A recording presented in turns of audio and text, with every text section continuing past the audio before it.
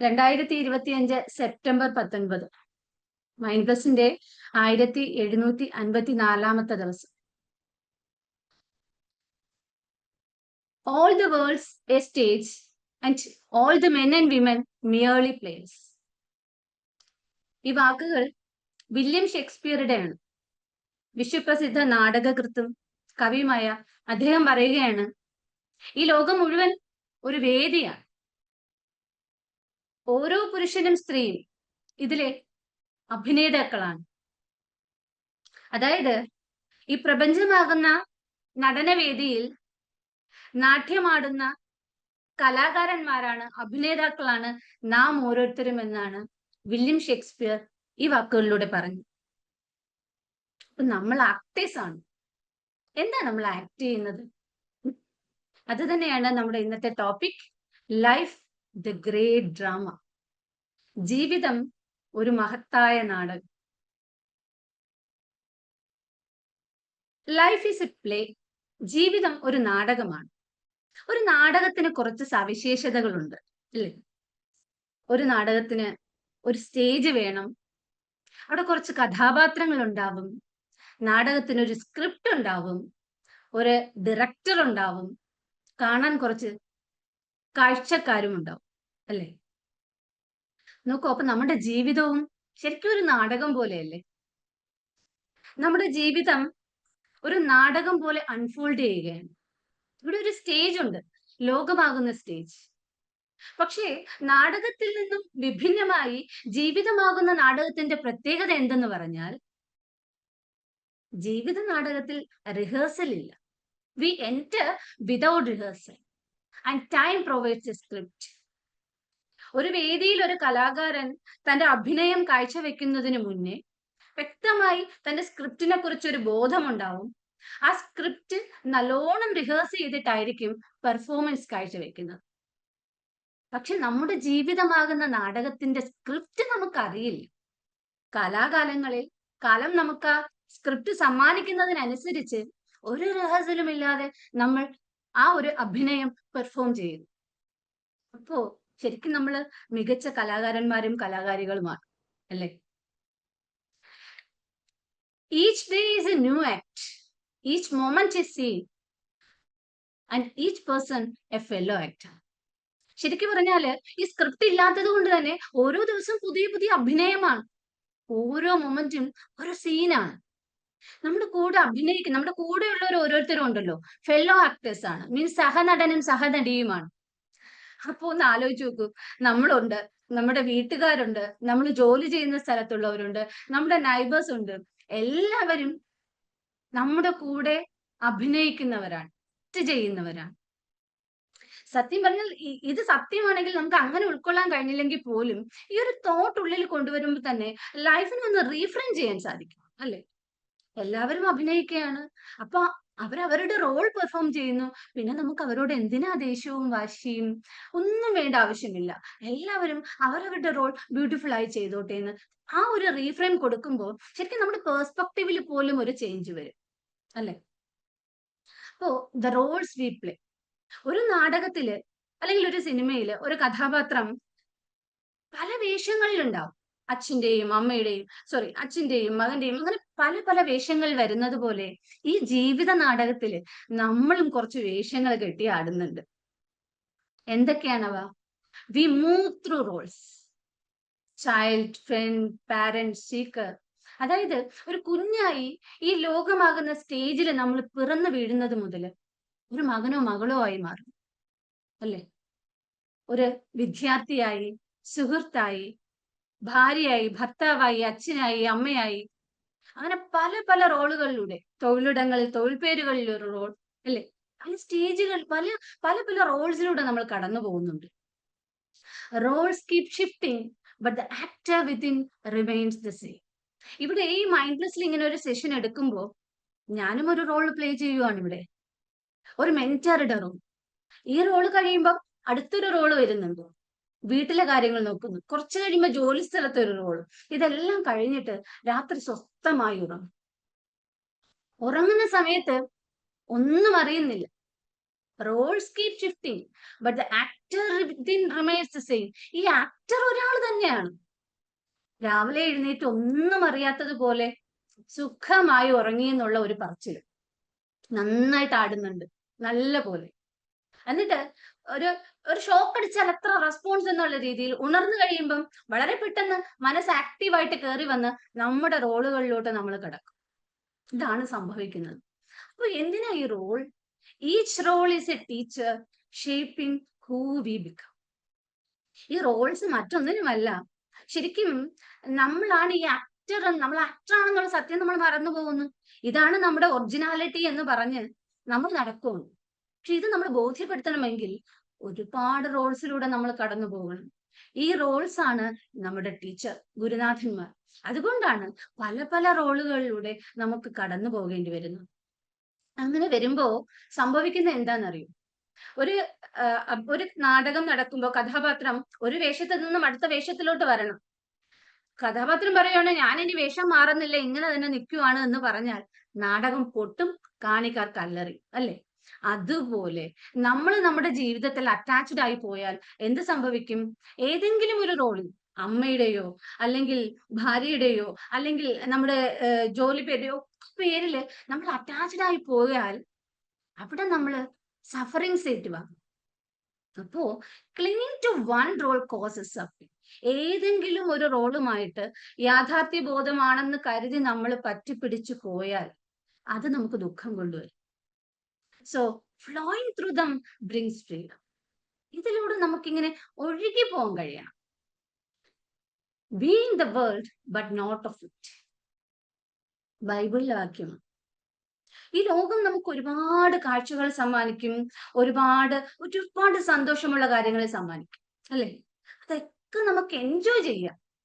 പക്ഷേ അതാണ് നമ്മളെന്ന് കരുതി അതിൽ മുങ്ങിപ്പോയാലോ, സ്വയം മറന്നുപോയാലോ? അവിടെയാണ് ബുദ്ധിമുട്ട്. ഒരു അതിമനോഹരമായ ഒരു കിണറുണ്ട്. ആ കിണറില് നല്ല ശുദ്ധജലമുണ്ട്. ദാഹിച്ചൊരാൾ വരുവാണ്, ദാഹം തീർക്കണം. ആ ദാഹം തീർക്കാൻ ആ കിണറിൽ നിന്ന് വെള്ളം കോരി കുടിക്കാം, അല്ലെ? പക്ഷേ കിണറിൽ മുങ്ങിയേ ഞാൻ കുടിക്കൂ എന്ന് തീരുമാനിച്ച് പെട്ടു. ആ മുങ്ങൽ പിന്നെ പൊങ്ങണമെന്നില്ല. അതുപോലെയാണ് നമ്മുടെ ഓരോരുത്തരുടെയും അവസ്ഥ. അറ്റാച്ച്മെന്റ് എന്ന് പറയുന്ന ഒരു കയറിൽ നമ്മൾ ബന്ധിക്കപ്പെട്ടു പോകുന്ന സമയത്ത് ഒരുപാട് സഫറിങ്സ് നമ്മുടെ ജീവിതത്തിലോട്ട് വരും.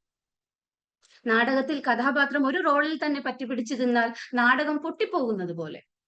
അതുകൊണ്ട് ആ അറ്റാച്ച്മെന്റിൽ നിന്ന് നമുക്കൊന്ന് രക്ഷപ്പെട്ടു വരണം, അല്ലെങ്കിൽ ആ കിണറിൽ മുങ്ങിപ്പോകാതെ കരകയറി വരണം. എന്നാൽ നമ്മുടെ ആവശ്യങ്ങൾ നടക്കുമെന്ന്. അതിന് നമ്മൾ അവബോധത്തോടെ അഭിനയിക്കണം. Acting with awareness. Perform your role with sincerity and mindfulness. നമ്മുടെ റോള് വളരെ ആത്മാർത്ഥമായിട്ട് ശ്രദ്ധാപൂർണതയോടെ നമ്മൾ ചെയ്യണം. സാർ ഇന്നലെ പറഞ്ഞു ശ്രദ്ധാപൂർണതയെ കുറിച്ച്. അതില് സാർ ഒരു എക്സാമ്പിൾ പറഞ്ഞു. ഒരു മത്സ്യം ആ കുളത്തില് വളരെ ഭംഗിയായിട്ട് കുളത്തിന്റെ ഭംഗി ആസ്വദിക്കാം. അവിടെ ചൂണ്ടയിൽ ഒരു ഇരയുണ്ട്, ആ ഇരയും കണ്ട് ആസ്വദിക്കാം. പക്ഷേ ഇരയെ വേണമെന്ന് പറഞ്ഞ് കൊത്തി പിടിച്ചാൽ മീന് പെട്ടുപോകുന്നത് പോലെ ഇവിടെ നമുക്ക് അഭിനയിക്കാം, act, but don't be consumed by the act. ആ ആക്ടാണ് ഞാനെന്ന് കരുതി അതിൽ മുങ്ങിപ്പോയാൽ ലൈഫ് സഫറിങ്സിലോട്ട് തന്നെ പോകും. അതുകൊണ്ട് അവബോധത്തോടെ പെർഫോം ചെയ്യണം. Living consciously transforms suffering into wisdom. ബോധത്തോടെ മൈൻഡ്ഫുൾനെസ്സോടുകൂടി നമ്മൾ ഓരോ കാര്യങ്ങളും ചെയ്യുന്ന സമയത്ത് ഒരു തിരിച്ചറിവ് നമ്മളിലുണ്ടാകും.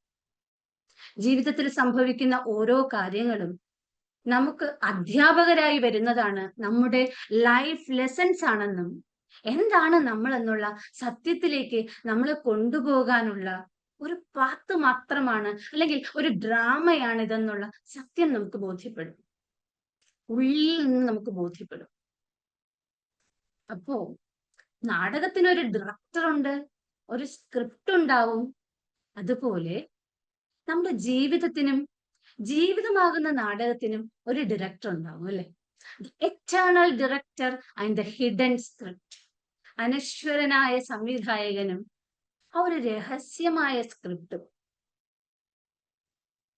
Behind the scene there is a director, the divine. നമ്മുടെ ഓരോ അഭിനയത്തിനും ഓരോ രംഗമുണ്ടല്ലോ, അതിന് പിന്നിലെ വ്യക്തമായ ഒരു സ്ക്രിപ്റ്റ് ഉണ്ട്. ഒരു ഡയറക്ടർ ആ സ്ക്രിപ്റ്റ് നല്ലോണം എഴുതി. ഇവിടെ തിരക്കഥാകൃത്തും ഡയറക്ടറും ഒക്കെ ഒരാൾ തന്നെയാണ്. എഴുതി കൃത്യമായി റെഡിയാക്കി വെച്ചിട്ടുണ്ട്. The divine director. The script is not fully in our hands. നമുക്കറിയാം സ്ക്രിപ്റ്റ് പൂർണ്ണമായും നമ്മുടെ കൈകളിൽ ഇല്ല, അല്ലേ? ഇന്നിവിടെ ഇങ്ങനെ ഒരു സെഷൻ അറ്റൻഡ് ചെയ്യും, ഇതാണ് ടോപ്പിക്, ഇതാണ് നമ്മൾ കേൾക്കാൻ പോകുന്നതെന്ന് നമ്മളാരും അറിഞ്ഞിട്ടുണ്ടാവില്ല. ഹിഡൻ ആണ് സ്ക്രിപ്റ്റ്. എല്ലാ സ്ക്രിപ്റ്റും പൂർണ്ണമായും നമ്മുടെ കൈകളിൽ ഇല്ല. We may not control the script. ഒരുപക്ഷെ ആ സ്ക്രിപ്റ്റ് കൺട്രോൾ ചെയ്യാൻ നമുക്ക് സാധിച്ചു എന്ന് വരില്ല. But we can play our role beautifully. പക്ഷെ ഒരു സ്വാതന്ത്ര്യം നമുക്കുണ്ട്. നമ്മുടെ റോള് വളരെ മനോഹരമായി, വളരെ സമാധാനമായി പെർഫോം ചെയ്യാനുള്ള സ്വാതന്ത്ര്യം നമുക്കുണ്ട്. Surprises, detours and unknowns enrich the story.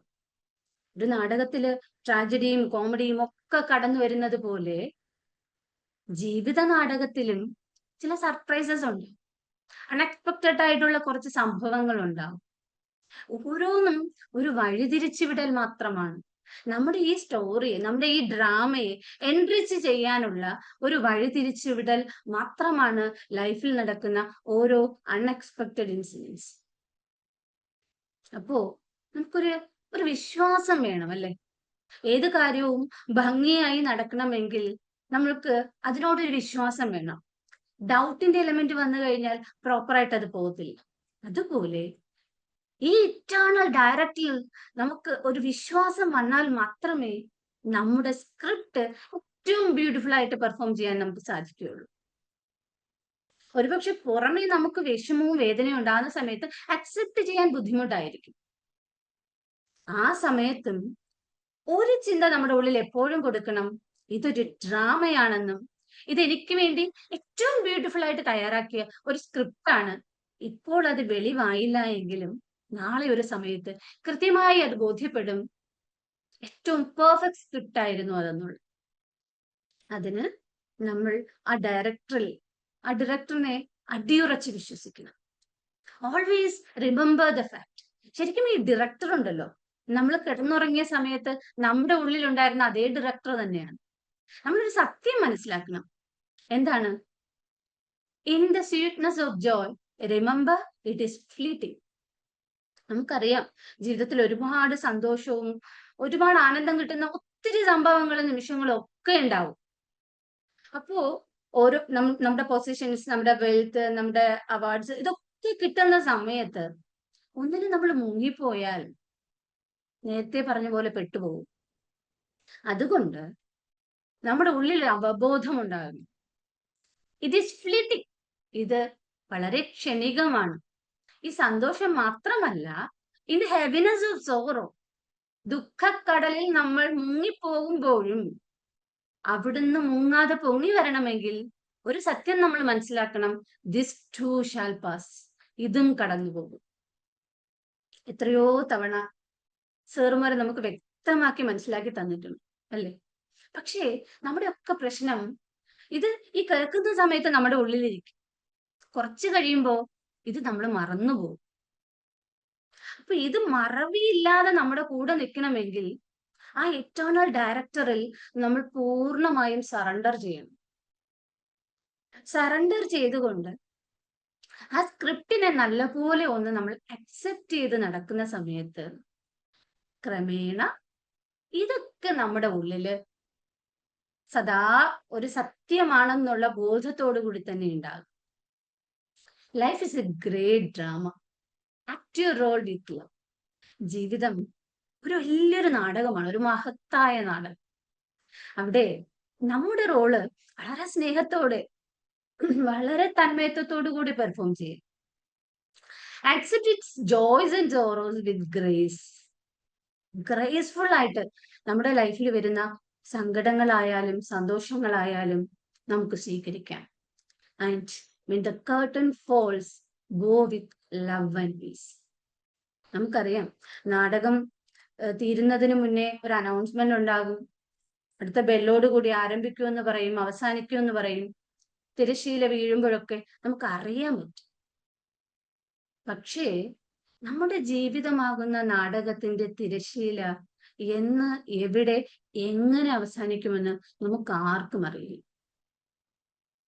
അപ്പോ ഈ തിരശ്ശീല വീഴുന്ന സമയത്ത് ഈ ശരീരത്തിന് ഈ ലോകം വിടേണ്ടി വരുന്ന സമയത്ത് വളരെ ഗ്രേസ്ഫുൾ ആയിട്ട് നമുക്ക് വളരെ സമാധാനത്തോടെ സംയമനത്തോടെ പോകാൻ കഴിയണമെങ്കിൽ ഈ സത്യത്തെ നമ്മൾ മനസ്സിലാക്കുക. The entire cosmos is a drama enacted by the Supreme. ശരിക്കു പറഞ്ഞാൽ ഈ പ്രപഞ്ചം മുഴുവൻ ആ എറ്റേണൽ ഡയറക്ടറുടെ അഭിനയമാണ്, ഒരു ഡ്രാമയാണ് എന്നാണ് ഭഗവത്ഗീതയിൽ പറയുന്നത്. ഇതാണ് സത്യം. പക്ഷെ നമ്മൾക്കത് മനസ്സിലാക്കാൻ വളരെ പ്രയാസമായിട്ട് വരുന്നതിന് കാരണം നമ്മൾ പലപ്പോഴും നമ്മൾ ഈ കാണുന്ന ഭൗതിക വസ്തുക്കളിലും ലോകത്തുമൊക്കെ ഒത്തിരി അറ്റാച്ച്ഡ് ആയി പോകുന്നത് കൊണ്ടാണ്. Be in the world but not of it. അതെപ്പോഴും ഉള്ളിൽ ഉണ്ടായിരിക്കട്ടെ. ഇനി നമുക്ക് മെഡിറ്റേഷനിലേക്ക് കടക്കാം.